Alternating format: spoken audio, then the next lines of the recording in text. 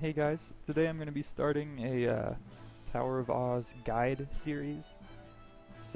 This is something I've kind of wanted to do for a little while, but I've been like too lazy because I don't really do full runs very often anymore since I'm sort of just waiting for the revamp. But I figured this would be the perfect time to actually record some guides since I have nothing else to do until the revamp happens. This first video is just going to be sort of an introduction to Tower of Oz, mostly for people who've either never done it or need some clarification on how things work. So if you already have like a basic understanding of how Oz works, then you can just sort of skip over this. Next video I'll start covering the typical setup that I do before starting a run. And that reminds me that this guide is going to be more focused towards optimizing your time instead of just like completing the floors. I mean, I will go over how to complete each floor obviously, but I'm going to be really focusing on like the optimal strategies to get through tower in a quick manner. So with that, I guess I'll just go ahead and begin.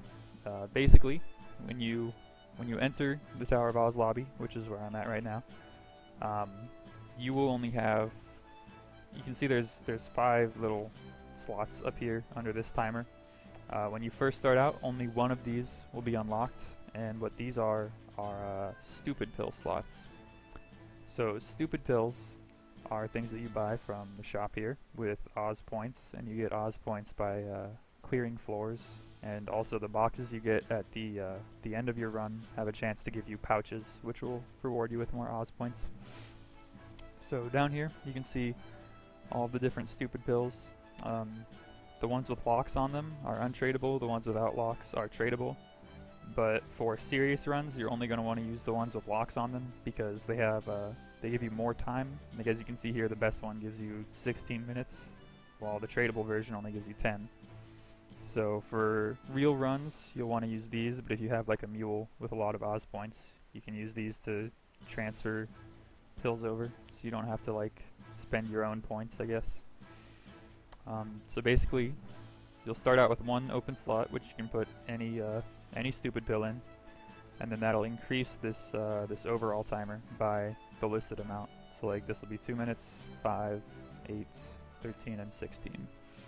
So if I just used one, I would go from 10 minutes to 26 minutes. And that timer dictates how long you're able to stay in the tower, assuming you don't fail on any given floor.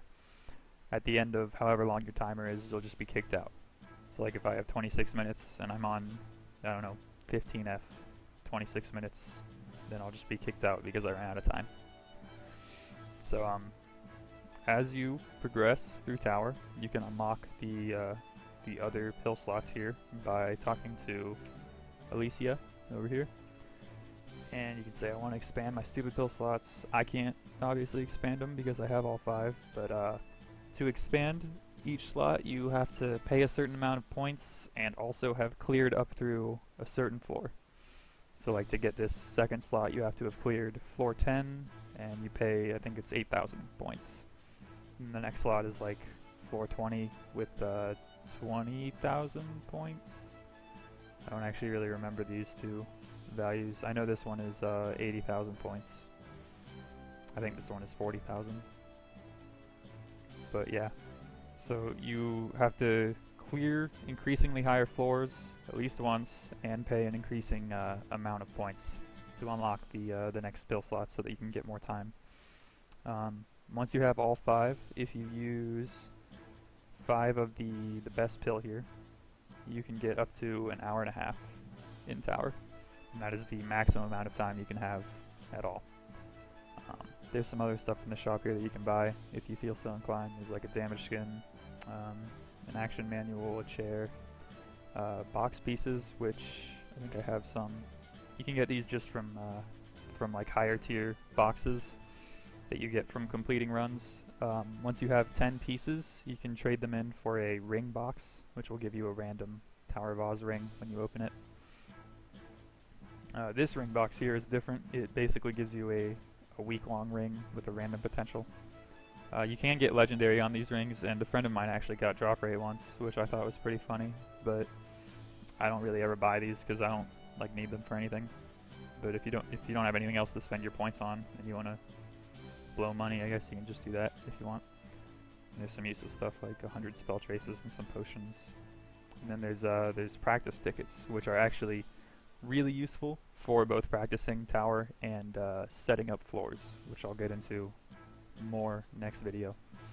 The last few things I really want to cover in this video are sort of mechanics of tower, which is kind of hard to show with just the first few floors, but basically some floors in tower have a like a separate timer, different than the tower timer. So you have like a limited amount of time to complete that specific floor. Like I think 7F has one, 9F has one, all the boss floors like 10, 20, 30, 40 have one. And those timers are separate from your Tower of Oz timer. If those run out, then you will be kicked regardless of how much time is left on your actual like full timer. And in those stages, you're also forced to be solo, so you can't be in a party when you enter. But for other stages, like 1F here, I'll just go inside. For other stages, and actually most of the stages, you can be in a party, and you can work as a team with a friend of yours, or with anyone really. And that's actually a really good strategy for improving your time, because a lot of floors require you to kill like a certain number of mobs, and so the more people you have in your party clearing the map, the faster it'll go. I won't be having a partner in any of my my floors today. I'm just kind of doing a solo run. But yeah, so normally when you're about to enter like a floor that has a separate timer, if you're in a party, you will be unable to go through the door because you're not allowed to do it in a party. And when you try to go in, like if I was in 6F in a party with someone and I tried to go into 7F, the door would tell me, oh, you have to leave your party first. But because I tried to hit the door, it recognizes that I finished the stage and it will actually pause your timer up here. So I can't really show it just doing this, but you'll see it in the later videos. I'll give an example of how that works.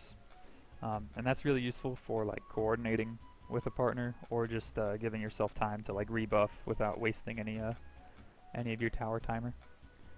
So let me just exit out here. Oh, that's another thing I wanted to talk about, the Clever Lady hotline. You can set this on a key. I think I have it on F10, but if you double click this when you're inside, you can just ask to leave.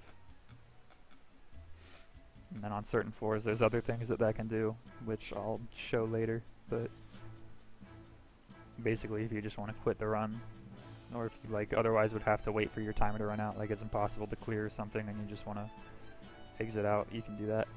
So that's pretty much it for the basics. There's a ranking board, and you can get rewards for clearing. They reset like Dojo. If you're in the top 30, you get this emblem, which I think has like 30 boss, 30 PDR, and 9 damage, maybe.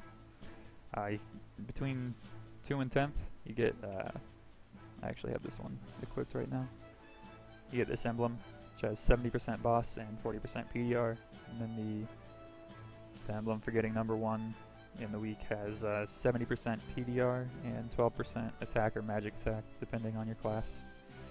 So I think the 2 to 10 is the best emblem, to be honest, unless you like really need PDR for something. Otherwise, I think the 70 boss damage is much better. But yeah, you can see the rankings here. Not many people have gone because this is pretty early in the week, but in this site your time, then you can organize it by friends. So Marco there has done 1 run up to 421. So yep, that's basically it for the introduction to Tower. Next video, like I said, we'll cover how I set up for a run. So we'll be using a lot of practice tickets to tailor floors to be much faster once we actually get to them in the real run. So thanks for watching, and I'll see you next time.